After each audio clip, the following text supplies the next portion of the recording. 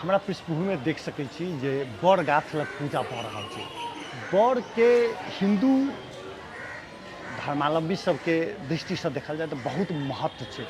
बड़ पीपर ई है कि हरेक देव स्थल पर अहाँके भेट जाएत। एखन जनकपुर के राम मंदिरक प्रांगण में महिला सब पूजा कर रहल छै।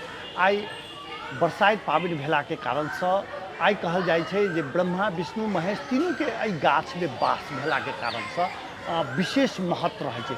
एक संग त्रिदेव के सेहो पूजा कयल जा सकै छै। एहि बाहेक के सेहो बहुत महत्व छै। खास कर बड़ गाछ के जे कहबै तऽ संपूर्ण पूरे संसार में ई सबसँ विशाल गाछ होइ छै। बड़ पीपर के गाछ बहुत विशाल होइ छै आ संगे संगे एकर जड़ि सब सेहो बड़ा अथी होइ छै, डाढ़ि सब सेहो बहुत होइ छै। तऽ आइ हमसब बड़ गाछ के विशेषता के विषय में चर्चा करै छी। बड़ के विशाल वृक्ष होइत अछि, एहि गाछसँ सेहो बुझा गेल है।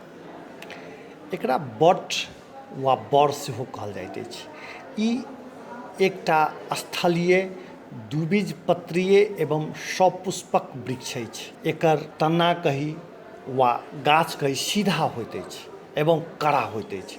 एकर शाखा सब जड़िसँ निकलि कऽ हवा में लटकल रहैत अछि। तैँ बहुतो ठाम देखल जायत जे धियापुता सब ओकर लटकि कऽ खेला रहल। कतेक ठाम तऽ ओकर जड़ि जकाँ जे ओ लटकल रहै छै से अहाँके माटि तर धरि मिल जाइ छै, ओ एकटा स्तंभ के आकार लऽ लैत अछि।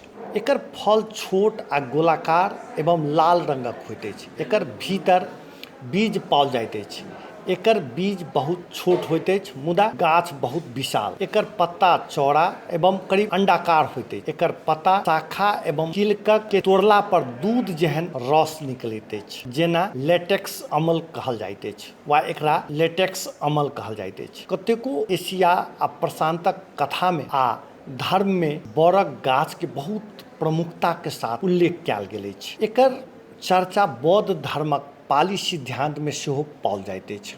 जँ आइ जनकपुर लगायत मिथिलांचलक विभिन्न स्थान पर जे महिला सब एकर जे पूजा केलनि अछि ओकर पाछू के कारण सेहो वएह छै जे एहिठाम सत्यवान के काल नहीं आबि सकल छल। एहि गाछ के जड़ि में जखन पूजा करैत रहथि सावित्री माता तऽ सत्यवान लग काल धरि नहीं आबि सकल। ताहि दुआरे एहि गाछक महत्व अहू दुआरे विशेष बताओल गेल अछि। मध्य शरद ऋतु त्योहार सब में वाई कहे वियतनामी पौराणिक कथा में चांद पर या चंद्रमा पर जे कारी निशान अछि से बड़े के गाछ के रहल एहन मान्यता रहल अछि।